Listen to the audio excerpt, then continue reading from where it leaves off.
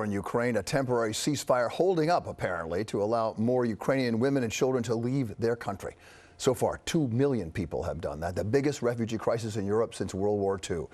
The war, Russian President Putin also continuing the war with him, with major U.S. companies now pulling their businesses from that country, and with President Biden banning the U.S. from buying Russian oil. Lots of things happening. That all, though, could add several cents to our cost of gasoline. We have several reports today.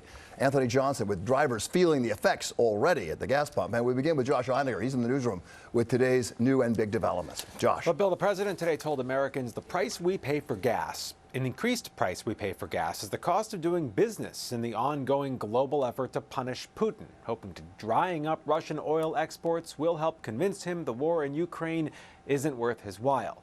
The problem is the CIA says Putin is still likely to double down, bombarding Ukraine at any cost.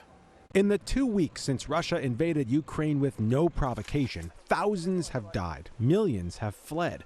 And despite tightening economic sanctions from the U.S. and the West, the world has watched with growing helplessness as Vladimir Putin's forces have shelled Ukrainian cities indiscriminately, targeting civilians across that country. That means Russian oil will no longer be acceptable at U.S. ports, and the American people will deal another powerful blow to Putin's war machine. Today, President Biden took perhaps the biggest step yet in punishing a rogue Russia, the U.S. now banning the importation of Russian oil, a move sure to mean pain at home and political peril for the White House. This is, frankly, one of the most powerful financial weapons the United States has against Russia. Russia gets most of its money from oil exports to the world, but the trade-offs are clear. U.S. consumers, Americans, already paying $4.20 a gallon at the pump. That is an all-time record high. But the president faced bipartisan calls in Congress to take this step against Russia, one of several actions the Ukrainian president has been begging for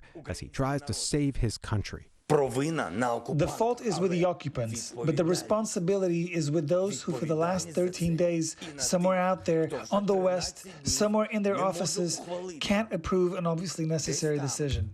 Those who still haven't secured Ukrainian skies from the Russian killers, who haven't protected our cities from air bombings and rockets when they actually can. But the White House continues to resist imposing a no-fly zone over Ukraine because that would place American aviators head-to-head against their Russian counterparts, likely starting a much wider conflict.